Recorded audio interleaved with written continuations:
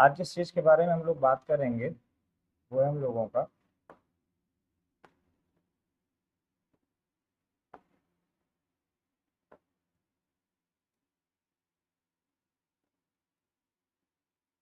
Present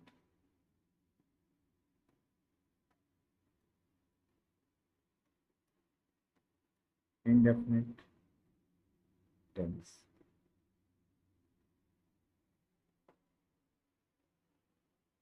थोड़ा सा कुछ अलग समझने की कोशिश हम लोग करेंगे। सबसे पहले तो हम लोग ये समझते हैं कि प्रेजेंट इंडेफिनिट टेंस बेसिकली होता क्या है। अब आपको एक बहुत अच्छी सी बात मैं बताऊं कि जो प्रेजेंट इंडेफिनिट टेंस है, प्रेजेंट इंडेफिनिट टेंस में हम लोग सबसे पहले जान लेते हैं कि इसकी हेल्पिंग वर्ब क्या है, होता क्या है, कब आता है, कैसे आता है, सारी बातें हम लोग करेंगे बाद में। सबसे पहले ये जान लेते हैं कि इसकी हेल्पिंग वर्ब क्या है। तो हमारे सामने जो हमारा इंपॉर्टेंट सा टेंस है प्रेजेंट इंडेफिनिट टेंस, इसकी हेल्पिंग वर्ब होती है वर्ब की फर्स्ट फॉर्म या वर्ब की फर्स्ट फॉर्म में एस या एस। मतलब इसमें जो मेन वर्ब यूज की जाती है, हालांकि ये तो मेन वर्ब की तरह यूज किया जाता है, और अदरवाइज अगर हेल्पिंग वर्ब में चले जाएं हम लोग तो फिर हमें पता चलेगा डू है या तो डज है, और इन सभी के साथ वर्ब की कौन सी फॉर्म हम यूज करते हैं, बेस फॉर्म यूज करते हैं। अब बच्चों को लगता है मतलब इन्हीं सारी वर्ब्स का हम लोग यूज करते हैं, कौन कौन सी वर्ब यूज होनी है, ये यूज होनी है। ध्यान से देखोगे हेल्पिंग वर्ब में जो फर्स्ट फॉर्म आई है ना वो डू ही तो है, और एस या एस मतलब डज है। अब इन चीजों को कई बार लोग अलग अलग नाम में बांट देते हैं। प्रेजेंट इंडेफिनिट को कई सारे लोग नाम दे देते हैं कि सिंपल प्रेजेंट अलग है, प्रेजेंट इंडेफिनिट अलग है, वट एवर, बट ऐसा कुछ नहीं है। सिंपल प्रेजेंट, प्रेजेंट इंडेफिनिट सब एक बात है। हाँ, ये बातें अलग से मैं जरूर कहूंगा कि प्रेजेंट इंडेफिनिट में कैटेगरी है, प्रेजेंट इंडेफिनिट में कई सारी कैटेगरी है, उन कैटेगरी को समझना पड़ेगा और अच्छे से समझना पड़ेगा। क्योंकि जो प्रेजेंट इंडेफिनिट है, देखो प्रेजेंट इंडेफिनिट और प्रेजेंट कॉन्टिन्यूअस आपस में भी कोलैप्स करेगा कहीं कहीं। तो हालांकि दोनों अलग अलग बातें हैं, लेकिन जब बात होगी ना नियर फ्यूचर के बारे में बात करने की, तो प्रेजेंट इंडेफिनिट, प्रेजेंट कॉन्टिन्यूअस और फ्यूचर इंडेफिनिट, फ्यूचर कॉन्टिन्यूअस, ये चारों कोलैप्स करेंगे। फिर इनकी बारीकियों को समझना और समझाना बड़ा अच्छा काम होगा, अच्छा खासा काम करना पड़ेगा। एनीवे, अभी मैं आपको कुछ चीजें बताता हूँ, आप उन चीजों पर फोकस करें, ठीक है। आज है बच्चे, किन बातों पर ध्यान रखना है। जैसे में सबसे पहले ध्यान रखना है कि एक हमारी वर्ब की फर्स्ट फॉर्म होती है, लेकिन उससे पहले भी एक हमारी वर्ब की बेस फॉर्म होती है, एक हमारी वर्ब की फर्स्ट फॉर्म होती है, एक वर्ब की सेकंड फॉर्म होती है, एक वर्ब की थर्ड फॉर्म होती है, एक वर्ब की फोर्थ फॉर्म होती है आईएनजी वाली, और एक वर्ब की फिफ्थ फॉर्म होती है। ठीक है, these are the forms of verbs, these are the forms of tense, these are the forms of verb actually. Tense finite verb की फॉर्म को कहते हैं, आपको पता है। अब बेस फॉर्म जैसे मान लिया मैंने बी है, बी क्या है बच्चे, बी हमारी बेस फॉर्म, ठीक है। अब अगर हम देखें बी को, तो बी हमारी बेस फॉर्म है। फर्स्ट फॉर्म में जाएंगे तो एम और आर, ये हमारी फर्स्ट फॉर्म है। सेकंड फॉर्म में अगर बात कर लिया जाए तो वाज और वर, ये हमारी सेकंड फॉर्म है। थर्ड फॉर्म में बात कर लिया जाए तो बीन, फोर्थ फॉर्म में बात कर लिया जाए तो बीन, और फिफ्थ फॉर्म में बात कर लिया जाए तो इज। सबसे पहले ये दिमाग में बिठा लो। ठीक ऐसे ही बच्चे अगर हमने डू को ले लिया तो डू हमारी बेस फॉर्म है, अच्छा डू ही फर्स्ट फॉर्म है, डिड सेकंड फॉर्म है, डन थर्ड फॉर्म है, डूइंग आईएनजी वाली फॉर्म है, ठीक है, प्रेजेंट पार्टिसिपल, और डज अगर देखा जाए तो फिफ्थ फॉर्म है। ठीक इसी तरीके से अगर हैव को देख लिया जाए, हैव बेस फॉर्म है, हैव ही हमारा फर्स्ट फॉर्म है, हैड सेकंड फॉर्म है, हैड हमारा थर्ड फॉर्म है, हैविंग फोर्थ फॉर्म है, और हैज के बारे में बात करें तो फिफ्थ फॉर्म है। ये थोड़ी थोड़ी बातें मैं आपको बता रहा हूँ, आगे चल के मूड के चैप्टर में सारी बातें हेल्प करेंगी। ठीक इसी तरीके से एक आध वर्ब को और देख लिया जाए। मान लो हमने प्ले को लिख लिया, प्ले माने खेलना, तो प्ले कौन सी फॉर्म है, बेस फॉर्म में। अच्छा, फिर हमने प्ले को लिखा, ये प्ले क्या है, फर्स्ट फॉर्म में। फिर हमने प्लेड को लिखा, प्लेड क्या है, ये हमारे सेकंड फॉर्म में। फिर हमने प्लेड को लिखा, फिर ये क्या है, थर्ड फॉर्म है। फिर हमने प्लेइंग को लिखा, तो प्लेइंग क्या है, प्लेइंग हमारी कॉन्टिन्यूअस वाली फॉर्म है। फिर हमने आगे चल के प्लेज को लिख दिया, तो प्लेज क्या है, हमारी सिंगुलर फॉर्म है। कुल मिलाकर के जो निष्कर्ष समझ में आ रहा है इतनी सारी बातों का, वो क्या समझ में आ रहा है, इतनी सारी बातों का हमें एक कंफ्यूजन समझ में आ रहा है कि जो बेस फॉर्म है ये प्रेजेंट की, सॉरी बेस फॉर्म नहीं, जो हमारी फर्स्ट फॉर्म है, इससे ये समझ में आ रहा है ये हमारी प्रेजेंट की, और खासकर प्रेजेंट की कौन सी, ये हमारी प्रेजेंट की प्लूरल वाली फॉर्म है। बस इतना ध्यान रखना, ये प्रेजेंट की प्लूरल वाली फॉर्म है, ये वाला टारगेट, इसको टारगेट कर रहा हूँ, ठीक है। और अगर इसको भी बारे में बात किया जाए तो ये प्रेजेंट की सिंगुलर वाली फॉर्म है। अब इसको आप चाहे जहां रिलेट कर लो, एक प्रेजेंट की प्लूरल है और एक प्रेजेंट की सिंगुलर है। सबसे पहले तो ये बेसिक क्लियर होना चाहिए। उपनयन साहब खुश रहिए, कैसे हैं? पीयूष पाल बहुत बढ़िया। अब जब ये कॉन्सेप्ट क्लियर है बच्चे, अब सेंटेंस में कहीं मैं ऐसे लिखूं कि प्लेज क्रिकेट, तो ये भी ठीक है। और अगर मैं कभी ऐसे लिखूं ही इज राम, तो ये भी ठीक है। तुम्हें क्या दिक्कत होनी है? दोनों बातें ही तो ठीक कही गई। चाहे प्लेस को देखो और चाहे इज को देखो, ध्यान से देखोगे तो दोनों भी फाइव की कैटेगरी में तो आ रहे हैं। तो दोनों को तुम प्रेजेंट इंडेफिनिट कहो या प्रेजेंट सिंपल कहो, क्या फर्क पड़ता है? ध्यान से देखो, चाहे इज को कहो चाहे प्लेज के कहो। तो कहने का मतलब मेरे इतना है, कुछ भोले भाले लोग इसको प्रेजेंट इंडेफिनिट कहते हैं, इसको प्रेजेंट सिंपल कहते हैं। ऐसा कुछ नहीं है, प्रेजेंट इंडेफिनिट ही सिंपल प्रेजेंट। ये बात आप अपने दिमाग में यहाँ पर बिठा लीजिए कि प्रेजेंट इंडेफिनिट ही प्रेजेंट सिंपल है। चलो खैर, अब हम ये बात कर लेते हैं कि प्रेजेंट इंडेफिनिट में भी क्या टाइप्स होते हैं क्या। सबसे पहले देखो, मैं तुमको एक बात बताऊं, थोड़ा सा पहले तुम्हें कंफ्यूज करूं, क्योंकि जब तक मैं आपको कंफ्यूज नहीं करूंगा तब तक आपको वो मज़ा नहीं आएगा क्लास का, वो फीलिंग नहीं आएगी क्लास की। और मैं ये बिल्कुल नहीं चाहता हूँ कि आपको वो फीलिंग ना दे पाऊँ। आपको लैंग्वेज में एक इंटरेस्ट तो होना ही चाहिए ना। लैंग्वेज में जब तक इंटरेस्ट नहीं होगा तब तक लैंग्वेज को लेकर के आप क्या ही समझ पाओगे। लैंग्वेज में इंटरेस्ट होना बहुत ज़रूरी है, इंटरेस्ट क्रिएट करना बहुत ज़्यादा ज़रूरी है। आ जाओ बच्चे, मैं आपको सिखाता हूँ कि अगर हम एक बात कर लें,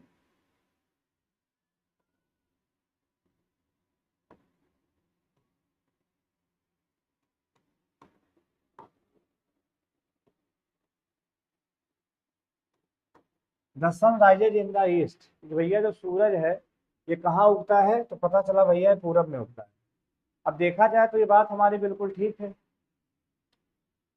हालांकि सूरज ना उगता है ना ढलता, वो बात ठीक है, लेकिन अगर जेन्युइन बात किया जाए तो हमेशा आपने एक ही चीज देखा होगा कि पूरब से ही निकलता हुआ दिखता है, कभी उत्तर से निकलता हुआ नहीं दिखेगा।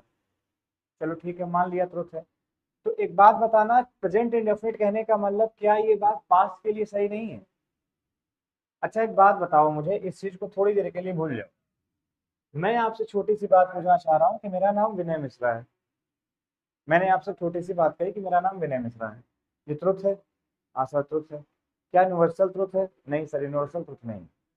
तो ये यूनिवर्सल ट्रुथ क्यों नहीं है? मतलब मैं आपसे पूछना चाहता हूँ कि ट्रुथ में और यूनिवर्सल ट्रुथ में अंतर क्या होता है? आप जब ट्रुथ के बारे में बात करते हो, ट्रुथ क्या होता है, और जब आप यूनिवर्सल ट्रुथ के बारे में बात करते हो, तो यूनिवर्सल ट्रुथ क्या होता है? एट अ फर्स्ट वो तो ये क्लियर होना चाहिए ना, क्योंकि तुम्हें अंतर ही नहीं समझ में आता भाई। देखो, जब आप ट्रुथ कहते हो तो ट्रुथ किसी खास टाइम के लिए वैलिड होता है, लेकिन यूनिवर्सल ट्रुथ केवल उसे कहा जाता है, हमेशा ध्यान रखिएगा, यूनिवर्सल ट्रुथ उसे कहते हैं जो प्रेजेंट, पास्ट,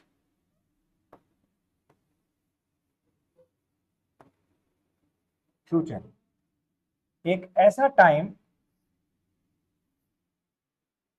जो प्रेजेंट, पास्ट, फ्यूचर इन तीनों के लिए वैलिड हो, इन तीनों में वैलिड हो। एक ऐसा स्टेटमेंट जो प्रेजेंट के बारे में भी बात करे, पास्ट के बारे में भी बात करे, फ्यूचर के बारे में भी बात करे। कहने का मतलब ध्यान रखना, वो प्रेजेंट में भी ठीक था, पास्ट में भी ठीक है, फ्यूचर में भी ठीक है। एक ऐसा इवेंट जो प्रेजेंट में भी वैलिड है, पास्ट में भी वैलिड है, फ्यूचर में भी वैलिड है, उसको ही यूनिवर्सल ट्रुथ कहा जाएगा। मेरा नाम आज विनय मिश्रा है, लेकिन क्या 10 साल पहले, 20 साल पहले जब मैं पैदा नहीं था, क्या तब भी मेरा नाम विनय मिश्रा था? तब मैं ही नहीं था तो नाम कहाँ से होगा? लेकिन अगर आप सूरज की बात करो तो ये आप नहीं थे तब भी उग रहा था, अभी भी उग रहा है और आगे भी उगेगा। तो जो तीनों टाइम में वैलिड है वो यूनिवर्सल ट्रुथ है। तो यही डिफरेंस होता है ट्रुथ में और यूनिवर्सल ट्रुथ में। एक बात, अब the sun rises in the east, अगर इसके हम टाइम के बारे में बात करें, चूंकि ये पहले ही क्लियर हो चुका है, ये बात जो भी कही जा रही है, ये बात क्या है? ये बात यूनिवर्सल ट्रुथ है। और अगर ये बात यूनिवर्सल ट्रुथ है तो एक चीज क्लियर है कि प्रेजेंट पास्ट फ्यूचर तीनों को तो गाइड करेगा। मतलब ये राइजेज जो वर्ब लिखी गई है, एक प्रेजेंट में तुम्हें भले दिख रही है, लेकिन इसके कहने का मकसद प्रेजेंट पास्ट फ्यूचर तीनों है। तो प्रेजेंट का एक हिस्सा ऐसा हिस्सा है जो तीनों टाइम को गाइड करेगा, मतलब वो प्रेजेंट पास्ट फ्यूचर तीनों की तरफ बात कर लेगा। यहां अगर टाइम पूछा जाए, सी वन थिंग और क्लियर करना चाह रहा हूं, अभी प्रेजेंट इंडेफिनिट मैंने पढ़ाना शुरू ही नहीं किया है, एक चीज मैं आप लोगों से और क्लियर कर देना चाहता हूं।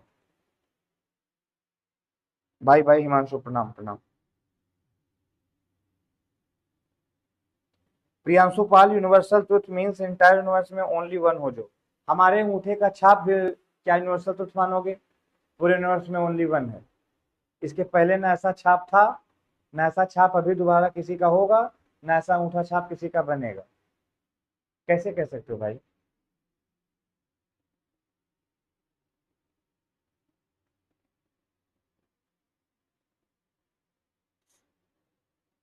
हर्षित कटियार, अरे वाह भाई, हरिओम भाई।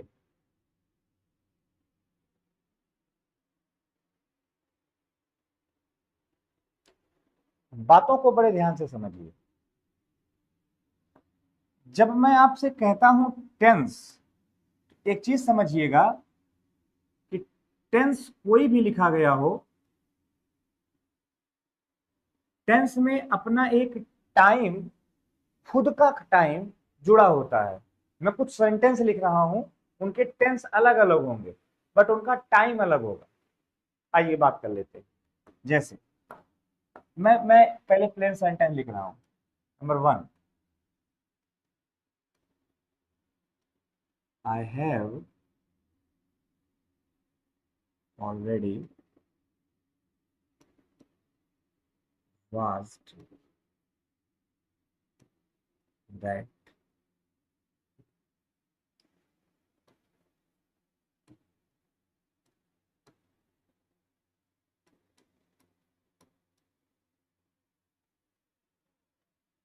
जरा इस सेंटेंस का टाइम बताओ और टेंस बताओ।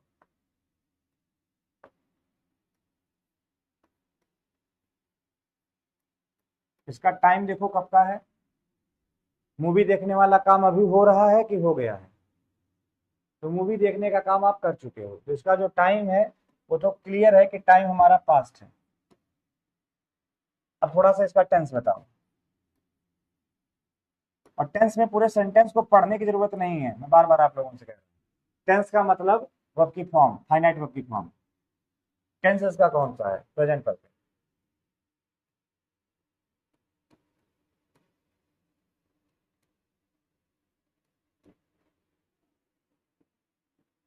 गेटिंग। एक एग्जाम्पल और ले लो।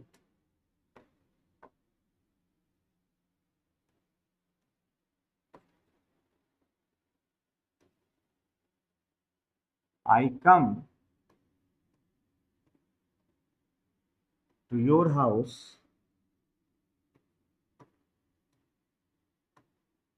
टुनाइट। आज रात में आपके मकान पर आऊंगा। थोड़ी सी बात आपसे करनी है। इसका टाइम बताइए, सेकंड, टेंस बताइए।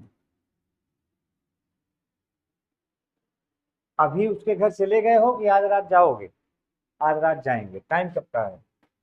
फ्यूचर। टेंस कौन सा है?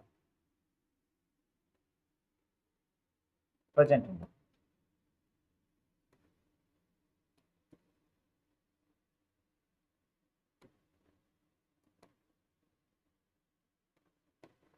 तो समझ पा रहे हो, हर टेंस के साथ अपना अपना उसका खुद का टाइम होता है भाई, हर टेंस के साथ उसका, क्या कह रहे हैं, हाँ गुड, शुक्लागंज राइडर नमस्ते भाई, हर टेंस के साथ उसका अपना अपना खुद का टाइम होता है, ये जो बेसिक बात मैं आपसे कर रहा हूँ।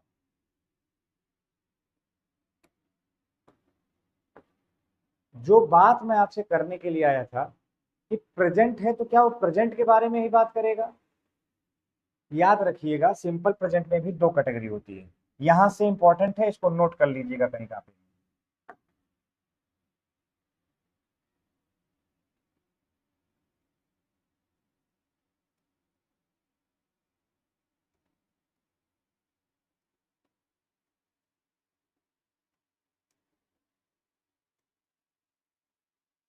सिंपल प्रेजेंट कह लो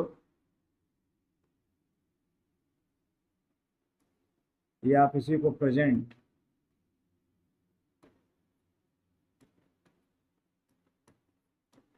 इंडेफिनिट कह लो, जो मन आए कह लो, मुझे कोई दिक्कत नहीं है, जैसी इच्छा आपकी वो कह लो आप।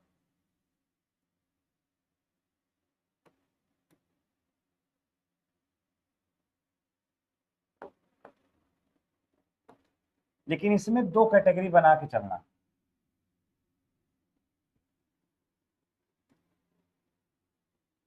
इसमें दो कैटेगरी बना के चलना, फायदे में रहोगे। किसी ने लंबा चौड़ा कुछ लिखा है क्या?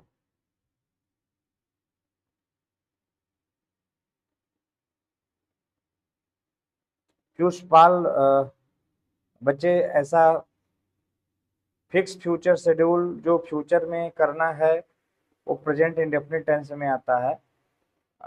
ठीक है, कॉन्टिन्यूअस भी लिख सकते हैं। Prime minister is going to London tomorrow, ये तो और बात ज्यादा फिक्स हो गया।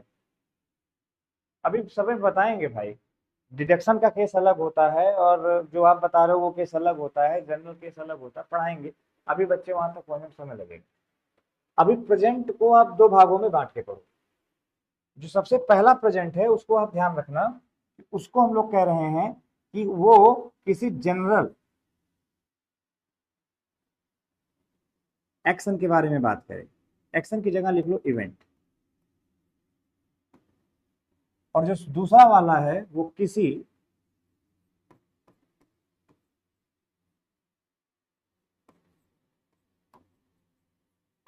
पर्टिकुलर इवेंट के बारे में बात करें। तो जो जर्नल इवेंट के बारे में बात करेगा, इंग्लिश भाषा में जर्नल का मतलब होता है फॉर ऑल। जो जर्नल के बारे में बात करेगा वो तीनों टाइम के लिए वैलिड होगा, ध्यान रखिएगा। यानी जो जर्नल इवेंट होगा ये प्रेजेंट में भी वैलिड होगा,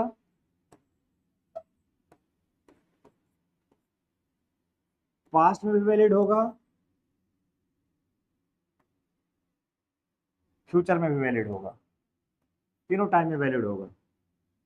लेकिन जो पर्टिकुलर इवेंट है वो तीनों टाइम में वैलिड नहीं होगा, वो केवल और केवल प्रेजेंट में ही वैलिड होगा, ओनली इन प्रेजेंट। या तो प्रेजेंट में जाएगा या तो फ्यूचर में जाएगा, बाकी ये कहीं वैलिड और नहीं होगा। अभी अंतर हम सब में बता रहे हैं, आप परेशान मत हो। आपने नरेशन में छोटा सा कॉन्सेप्ट पढ़ा होगा, नरेशन में पढ़ा होगा कि जब कभी भी प्रेजेंट इंडेफिनिट लिखा जाए, टॉपिक से हट के हम बात कर रहे हैं, जब कभी प्रेजेंट इंडेफिनिट को लिखा जाए तो उसको पास्ट इंडेफिनिट में चेंज कर दिया करो। खूब जोर जोर दे के पढ़ाया जाता है। आपने पढ़ा होगा और नहीं पढ़ा होगा तो पढ़ लीजिएगा, बहुत जगह लिखा मिल जाएगा आपको। बड़ी अच्छी बात है, प्रेजेंट इंडेफिनिट को हम पास्ट इंडेफिनिट में बदल देते हैं, अच्छी बात। और उसी नरेशन की किताब में लिखा है कि जो हैबिट्स होती हैं, आदत, हैबिट्स को चेंज नहीं किया जाता, habits do not gate changed. उसी में लिखा है कि जितने भी यूनिवर्सल ट्रुथ होते हैं उनको चेंज नहीं किया जाता, उसी में लिखा है। ठीक, ये भी लिखा है। और अभी टाइम एंड टेंस के चैप्टर में पढ़ रहे हो कि हैबिट और यूनिवर्सल ट्रुथ दोनों के दोनों किस टेंस में आएंगे? दोनों के दोनों प्रेजेंट इंडेफिनिट में आएंगे। अब कॉन्सेप्ट थोड़ा सा यहां से दिमाग में बिठाना शुरू करो। हैबिट और यूनिवर्सल ट्रुथ दोनों किस में आएंगे? दोनों प्रेजेंट में आएंगे। किस में आएंगे? प्रेजेंट में आएंगे। कौन से प्रेजेंट में? इंडेफिनिट में आएंगे। तो इसका मतलब अगर हैबिट यूनिवर्सल ट्रुथ नहीं बदलेगा तो प्रेजेंट इंडेफिनिट में आएंगे, प्रेजेंट इंडेफिनिट का टेंस भी नहीं बदलेगा। फिर से समझो, हैबिट्स और यूनिवर्सल ट्रुथ नहीं बदलेगा, ठीक नहीं बदलेगा। तो हैबिट्स और यूनिवर्सल ट्रुथ आएंगे कहाँ? प्रेजेंट इंडेफिनिट में आएंगे। तो अगर हैबिट्स और यूनिवर्सल ट्रुथ नहीं बदलेगा तो फिर प्रेजेंट इंडेफिनिट टेंस भी नहीं बदलेगा, क्योंकि भाई ये तो प्रेजेंट इंडेफिनिट टेंस में ही आएंगे ना। और अगर प्रेजेंट इंडेफिनिट टेंस नहीं बदलेगा तो फिर वो लाइन किसके लिए लिख रहे हो? Present indefinite change into past indefinite. अब या तो ये लाइन गलत है या तो ये कंडीशन गलत है। अब किताबें पढ़ डालिए आप, भयंकर तरीके से आप केवल कंफ्यूज होंगे और इसके अलावा रिजल्ट कुछ नहीं निकलेगा।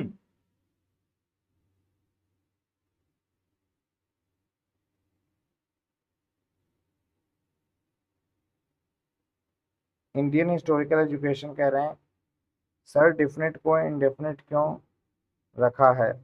ये सारी चीजें मैंने कल क्लास में डिस्कस करी हैं, कल की वीडियो में प्लीज देख लीजिएगा। अभी टाइम किल नहीं करेंगे बच्चे, है ना। ये भी ठीक है, ये भी ठीक है। इसीलिए मैं कह रहा हूं प्रेजेंट इंडेफिनिट पास्ट इंडेफिनिट में बदल जाता है, लेकिन कौन वाला प्रेजेंट इंडेफिनिट बदलता है?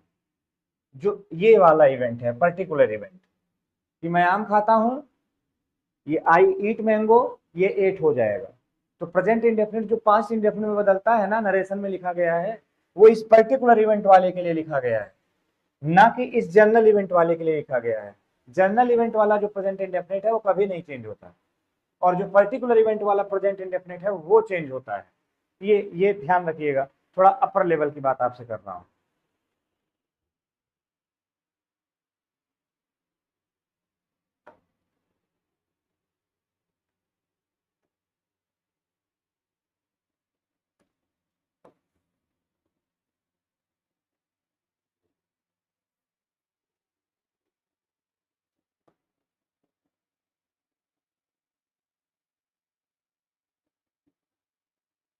अब एक बात बहुत सिंपल सी है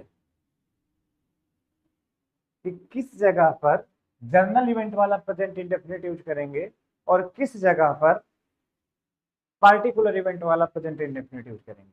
पर्टिकुलर तो भैया मेरे छोटा छोटा पॉइंट है, दिमाग में बैठा लो कि कहाँ कहाँ यूज करेंगे। नंबर एक, जितने भी यूनिवर्सल ट्रुथ हैं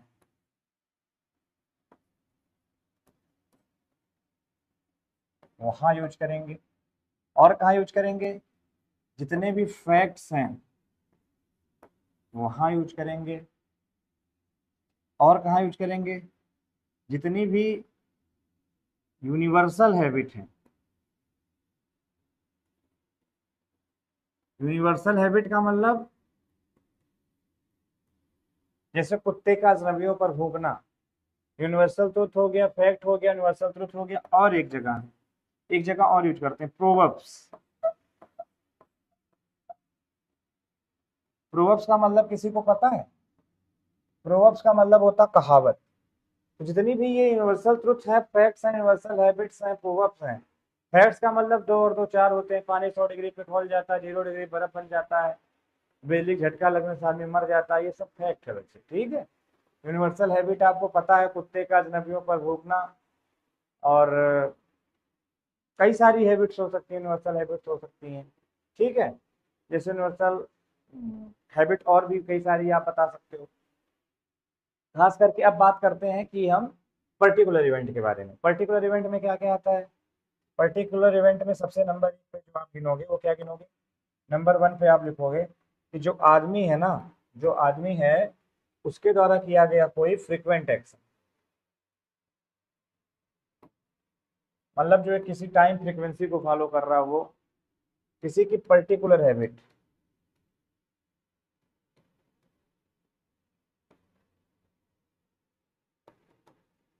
किसी की पर्टिकुलर हैबिट। और और क्या यूज करते हो? अच्छा, कुछ इंपॉर्टेंट केसेस हैं, जैसे स्टेटिव वर्ब वाला केस हो गया, फ्यूचर वाला केस हो गया, वो सब मैं बताऊंगा बाद में, टेंस में ही बताऊंगा, लेकिन थोड़ा सा हट के बताऊंगा। तो फ्रीक्वेंट एक्शन जितने हो गए, पर्टिकुलर हैबिट जितनी हो गई, ये हो गई।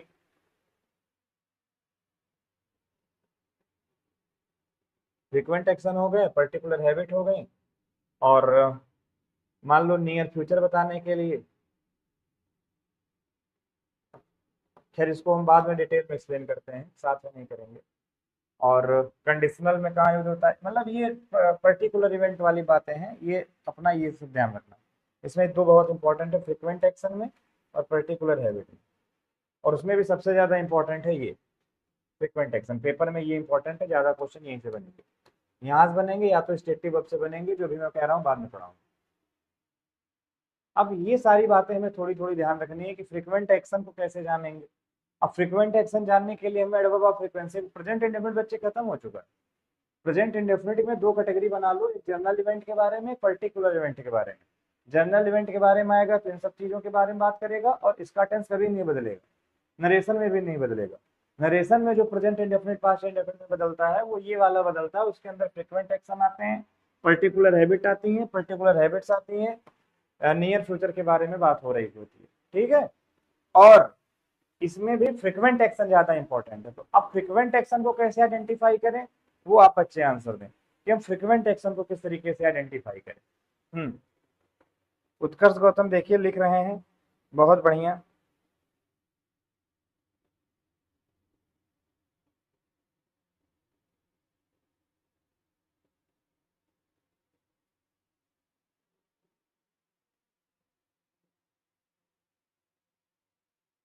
इंडियन हिस्टोरिकल एजुकेशन हम यूसीआई से बहुत अच्छा है।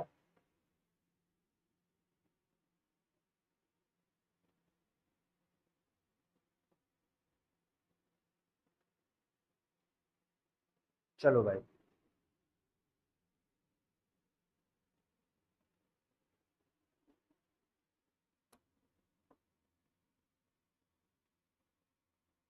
एक सेंटेंस देखो। अच्छा,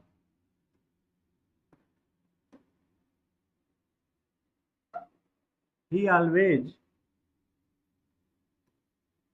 गोज टू सिनेमा। सेंटेंस सही या गलत है, बस इतना आप लोग कमेंट कर दो एक बार। जैसे ऑलवेज एडवर्ब ऑफ फ्रीक्वेंसी है ना। अभी ये कमेंट करके बताओ ये सेंटेंस सही या गलत है।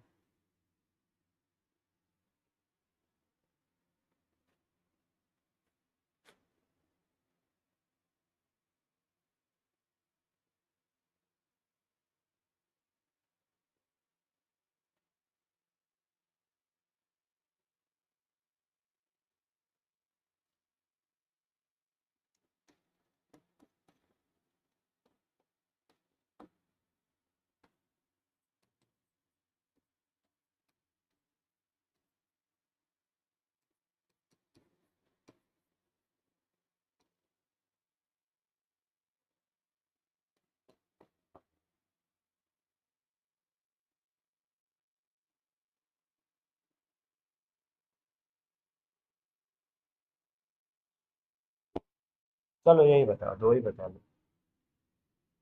अब ये बताओ दोनों में कौन सा सही है कौन सा गलत है।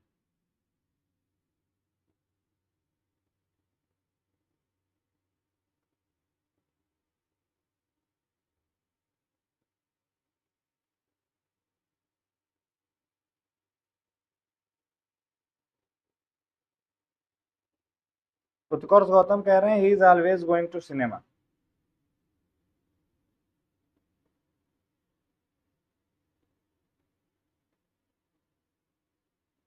To the cinema.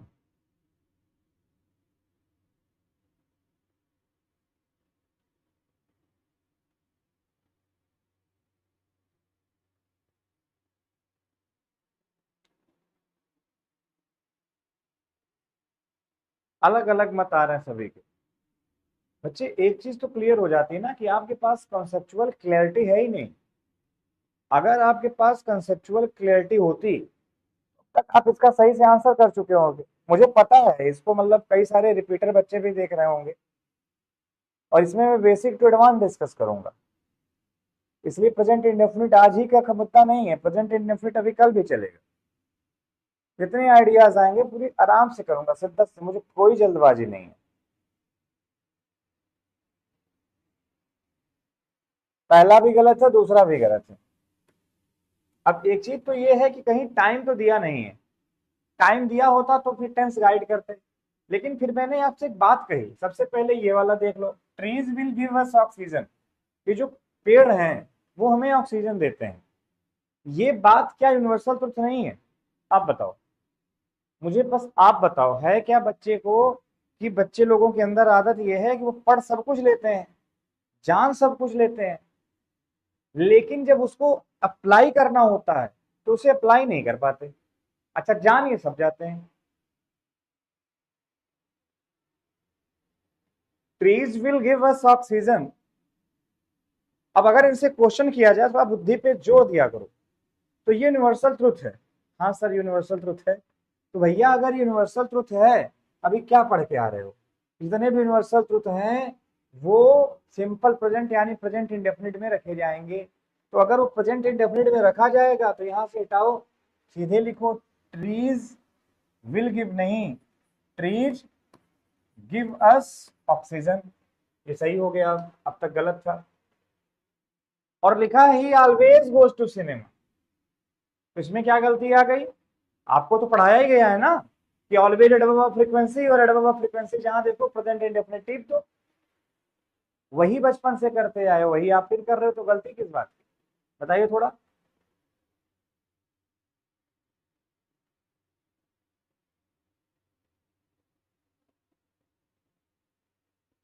अंकित श्रीवास्तव खुश रहिए। अब देखो पीयूष पाल कह रहे हैं गिफ्ट होगा। पीयूष आप पढ़ने में अच्छे हो, आपसे उम्मीद नहीं है, ट्रीज लगा है बेटे, गिफ्ट कैसे करोगे? गिफ्ट करना पड़ेगा ना, ट्रीज प्लूरल है। देखो ध्यान रखना, ऑलवेज कभी भी लिखा जाता है ना, तो ऑलवेज को एक रेफरेंस की जरूरत पड़ती है। या तो यहां से चुपचाप ऑलवेज को हटा लो, और या तो यहां लिख दो ऑन सैटरडे,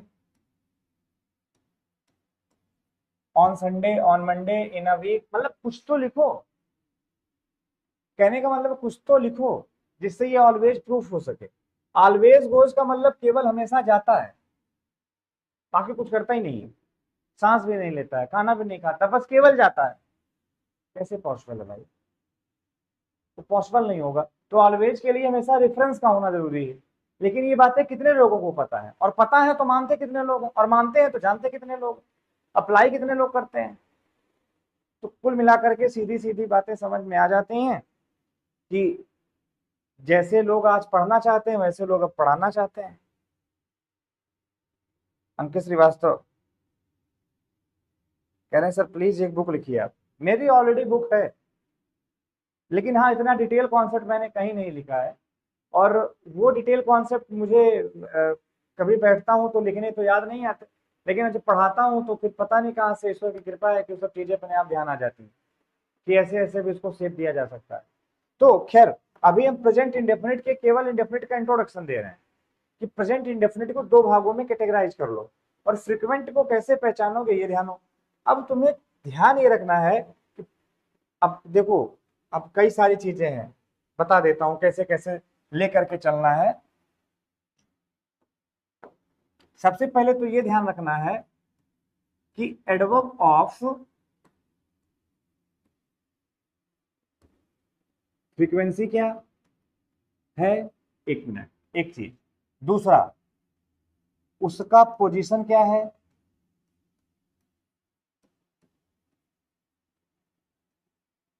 दूसरा, पोजीशन समझ रहे हो कि उस एडवर्ब ऑफ फ्रीक्वेंसी को कहां पोजिशनाइड करोगे? मतलब उस एडवर्ब ऑफ फ्रीक्वेंसी को तुम कहां रखोगे सेंटेंस में? पहले रखोगे, शुरुआत में रखोगे, बीच में रखोगे, कहां रख दोगे? ऐसा तो है नहीं कहीं भी रख दिया, कुछ खास कायदे कानून होंगे ना। फिर किस एडवर्ब ऑफ फ्रीक्वेंसी का क्या मतलब होता है, उसका पोजीशन, उसका मीनिंग, और उससे भी ज्यादा उसका यूजेस, ये पढ़ लोगे तब जाकर के तुम्हारा प्रेजेंट इंडेफिनिट खत्म होगा। और वो भी प्रेजेंट इंडेफिनिट कब भी खत्म होगा तुम्हारा, केवल फ्रीक्वेंट वाला। पार्टिकुलर हैबिट्स के बारे में भी मैंने बात ही नहीं करी। नियर फ्यूचर के लिए बाद में बात करूंगा, जब पूरा टेंस पढ़ा लूंगा तब। तो इतना डिटेल में जानने की जरूरत है, और अगर इतना डिटेल में नहीं गए भाई मेरे, तो फिर सिलेक्शन बड़ा मुश्किल है, फिर यही कहा जाएगा ग्रामर टफ है। हकीकत में ग्रामर टफ नहीं है।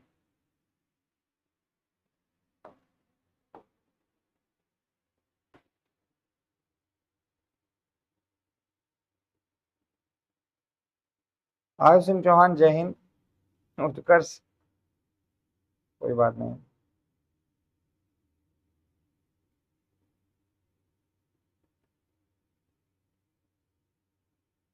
चलो,